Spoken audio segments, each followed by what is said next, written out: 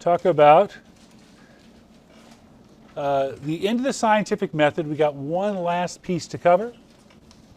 And then we're going to talk about scientific notation. Okay. Reminder, you will need your calculators tomorrow. Okay. The scientific calculator. It's because I'm going to teach you how to use your calculator to do scientific notation. Okay, so if I remember right,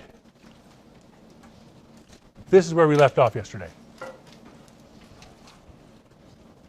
Actually, I think it was right here. What was theory? I got all the way to theory. Okay. So what a reminder here is that two things. That it's a loop. Okay? It's not a line. You don't start and finish the scientific method. Okay? And that we get two kinds of outcomes. We get laws and we get theories. Okay?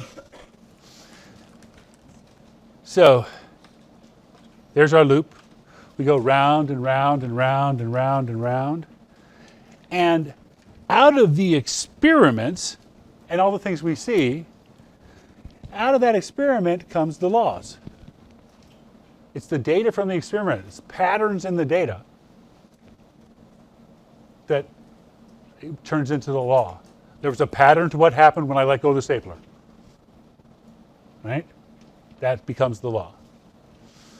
Okay? And the hypothesis, after it goes through this loop a bunch of times, becomes a theory. I put the word model in there because a model is the visual representation of the theory. So a model can be part of a theory. Okay?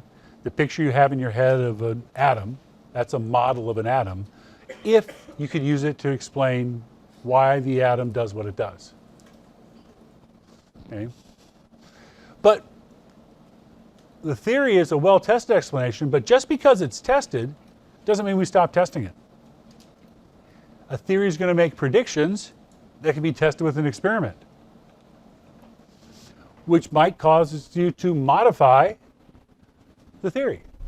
By the time it gets to theory status, though, you're not likely to throw the theory out because it's already explained a whole bunch of stuff. And here's one little detail it doesn't explain. So instead of throwing out the whole theory, you're probably going to add a little piece to it. Okay? And they never stop. Even when they get to the part where they're theories, that doesn't mean they stop testing them. I was reading articles about how they continued to this day to test Einstein's theory of relativity. Okay? That because the satellites in orbit around the Earth are moving fast enough and for long enough, time for them is slightly different than time for us. Einstein's theory of relativity says if you start going fast, time slows down for you. Okay? The ways they've checked it, well, right now they're checking, they got to worry about the satellites in space because their clocks don't match ours. They're slightly off because they're running a little bit slower than ours because they're moving. And they know this is true because you got to be moving really fast. So the one place that man has really experienced it was when they went to the moon. Before they went to the moon, they took two stopwatches, really accurate stopwatches, and started them at the same time. And one stayed on Earth, the other went to the moon and back. And when they came back, the one that went to the moon was a couple of seconds slower because the time, they were going fast for a long time. And the faster you go, the more time slows down for you. To really notice it, you got to get near the speed of light, which they weren't anywhere close to. But it was enough, they went fast enough, long enough that it was actually measurable. So they're still checking Einstein's theory of relativity. Because it makes predictions that you should check. Okay? So this is a loop too. Right? Science doesn't end. Once you get to theory, you're not done. Those theories get modified over time. So that's a visual representation of how science works, how those pieces fit together. All starting with observing something.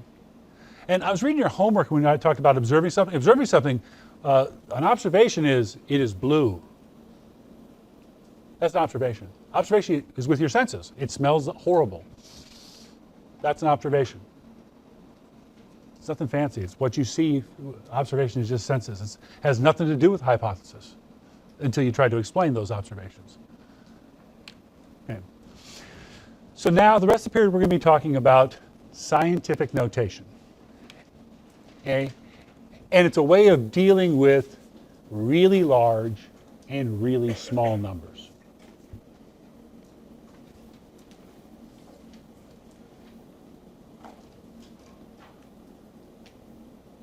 Okay. We need to write our numbers differently because the numbers we're going to have to deal with are going to be really big and really small.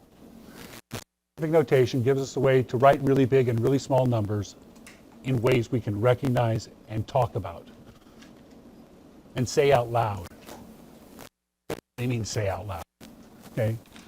Here's why. Chemistry deals with really big and really small numbers.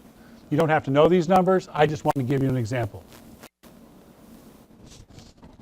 Okay, so I got some water here. We know water is made up of molecules, H2O. How many H2Os are there in here? Well, in this much water, there are that many H2O molecules.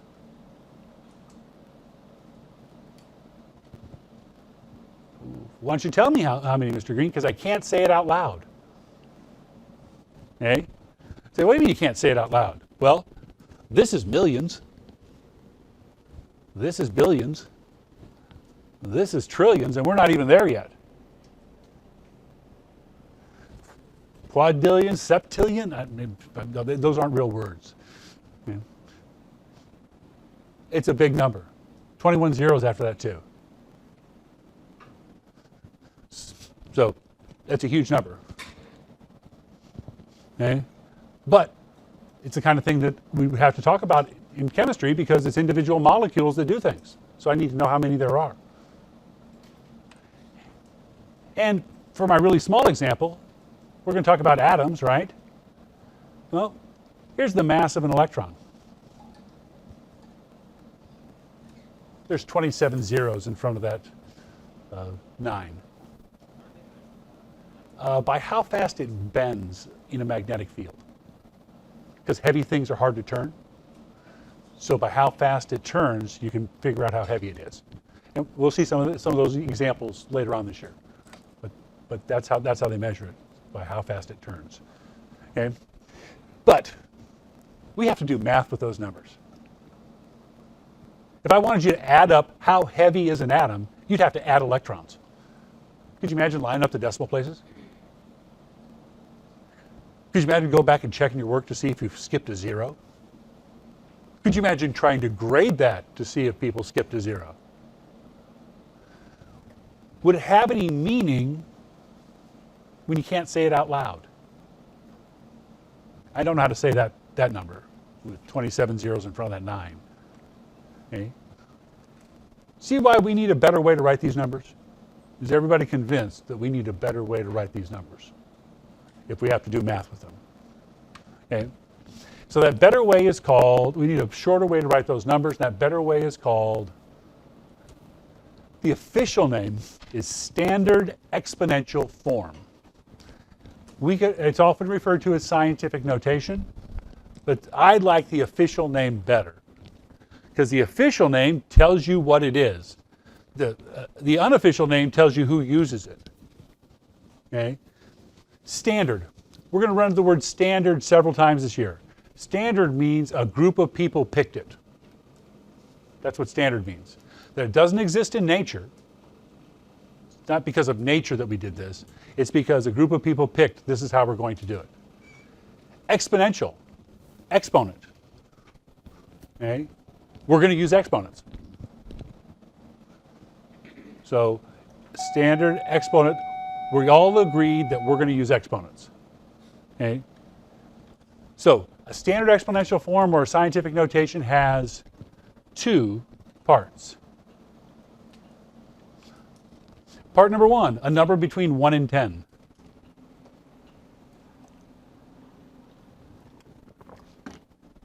Can everybody think of a number between 1 and 10? It's pretty easy, right?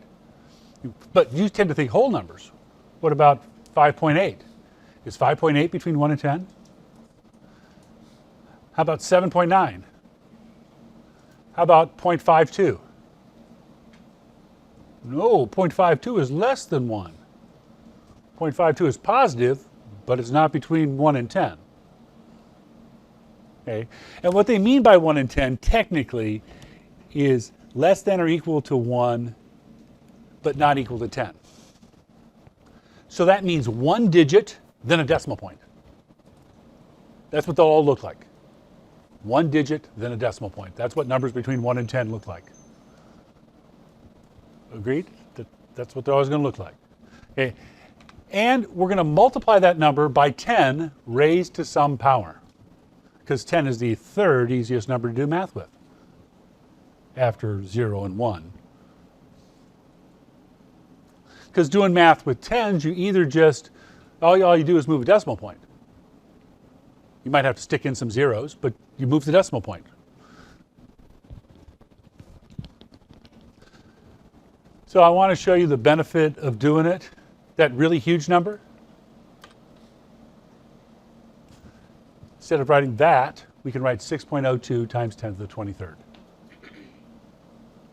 So if I multiply 6.02 by 10 23 times, I will get this, because I will move the decimal point 23 times. I can say 6.02 times 10 to the 23rd out loud. I can't say the other number out loud. Okay?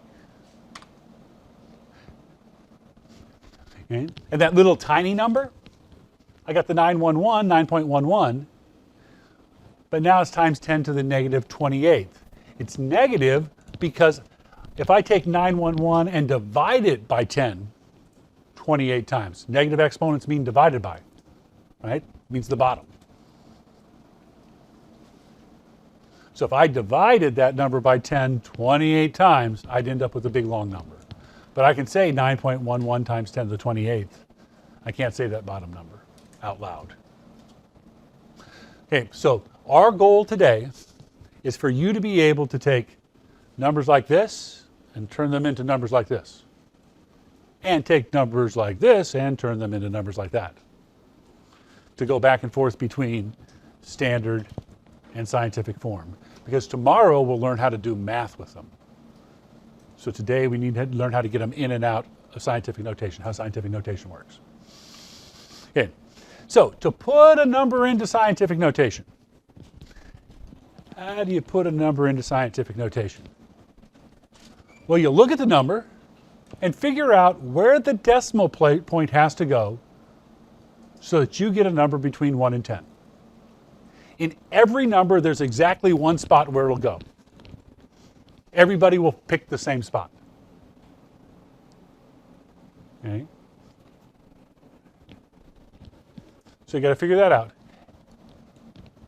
Well, where would I put a decimal point that would take this string of things and turn it into a number between 1 and 10?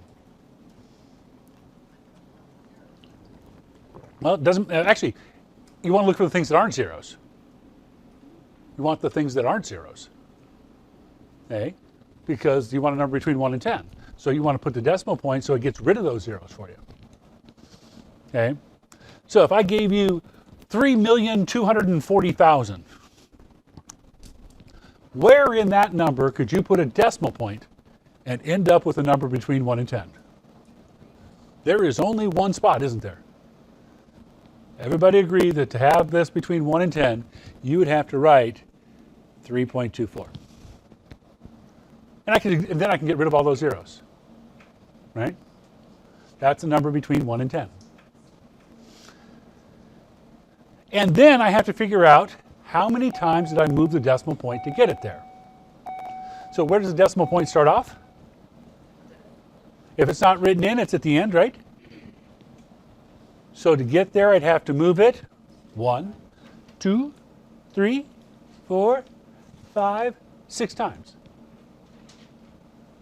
So I write that 3.24, and that 6 is my power of 10.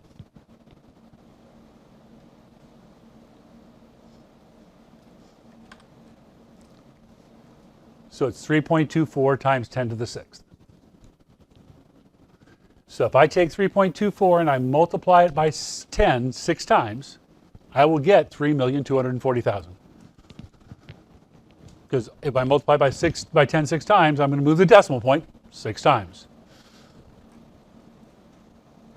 Okay with that? Doable? Okay, how did I know it was positive? How did I know it wasn't negative?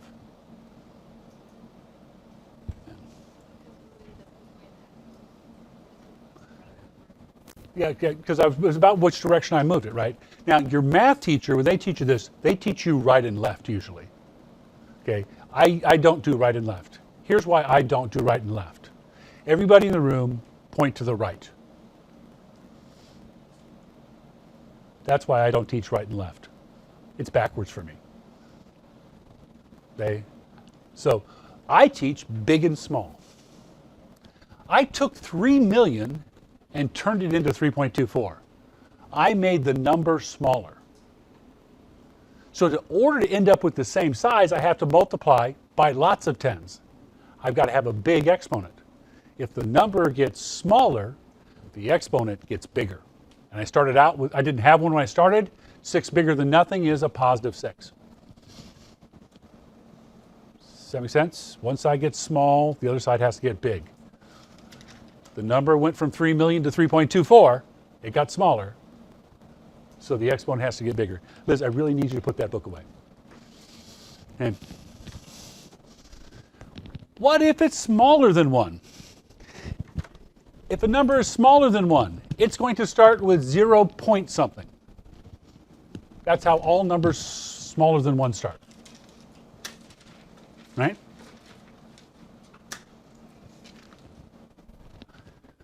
Okay, you're going to move the decimal point again. And now, when you move the decimal point, you're going to go from something less than 1 to something bigger than 1. So your number is going to get bigger, which means your exponent has to get smaller. If one part gets big, the other part gets small. So if I had 4,500 thousandths,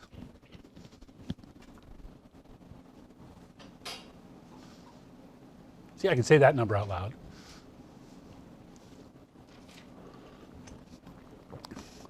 So if you've got 4,500 thousandths, the first thing you have to do is just what we said. Find a spot in that number where you'd put a decimal point that would give you a number between 1 and 10. Are we all going to agree on where that one spot is? There's only one. In that series of digits, the only place you can put a decimal point would be between the 4 and the 5. That's the only way you're going to get a number between 1 and 10 out of those digits. And I'd have to move the decimal point 1, 2, 3, 4 times. Right?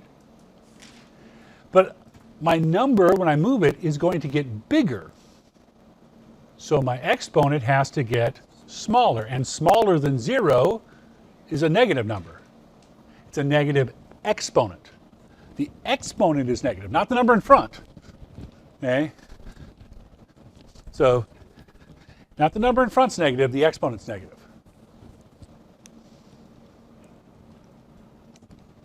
Does that make sense? So, if one side gets big, the other side gets small. All you have to do is say, what happened to my number? Did it get bigger or smaller? My exponent has to do the opposite. Pretty easy rule. Rather than trying to remember if I move one right, it's got to get bigger. No, I don't want to worry about right and left. Okay. Getting back to the original number. Standard form, not standard exponential form, standard form. The exponent tells you how many times to move the decimal point. Because if you're going to standard form, you're getting rid of the exponent. So whatever that exponent is, that's how many times you need to move. Which way to move the decimal point? Well, if the exponent gets bigger, the number gets smaller. If the exponent gets smaller, the number gets bigger. So if I start off with a positive exponent, 10 to the fifth, when I got rid of that exponent, I'd be going down to 0. My exponent would be getting small, so my number would be big. If I start off with a negative exponent and I go to 0, going from negative up to 0 is getting bigger. So the number has to get smaller. It's that big-small relationship. It's not about how far you have to move it. People always move it the right number of times. It's about which direction you move it. The whole thing is they got to stay the same size, so if one part gets bigger, the other part has to get smaller. So later on, we'll use the speed of light for some of our calculations, so we'll need 2.99 times 10 to the 8th. Change that into an ordinary number.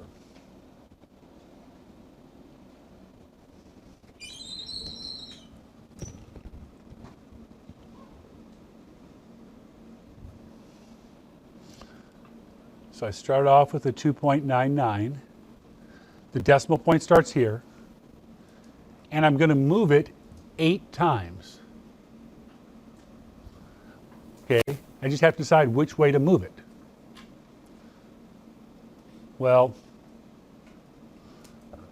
I'm trying to get rid of the 8. So the 8 is going to 0. 8 to 0 is getting smaller, so the number has to get bigger. So I'm going to move it 8 times, and making it bigger means 1, 2, 3, 4, 5, 6, 7, 8. That means they need to put in 6 zeros.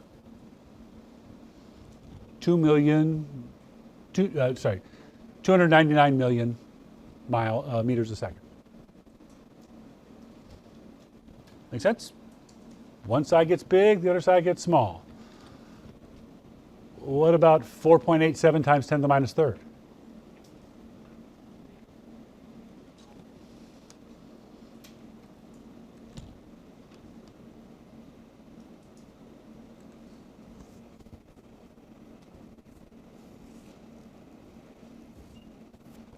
Well, I got 4.87, and I'm going to move that decimal point, and I'm going to move it 3 times. Right? Now I'm going from negative 3 to 0. That's going up in number on the number line, right? That's getting bigger. So the exponent gets bigger, so the number has to get smaller. So I move it so it's smaller 3 times. 1, 2, 3.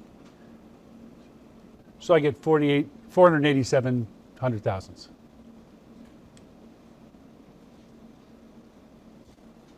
Extra super tough. Okay. So I need to get good at that so that we can do adding, subtracting, multiplying, dividing these tomorrow. Does that make sense? So we get a sense of what the numbers are. And that way adding and subtracting will make sense. Okay? So tonight's homework has you practice those things. There's some practice problems on here, and actually I asked you to do a couple of problems from the textbook. At the bottom it says do number 70 and 77 on the back of this paper. Okay. More questions about the scientific method. Okay.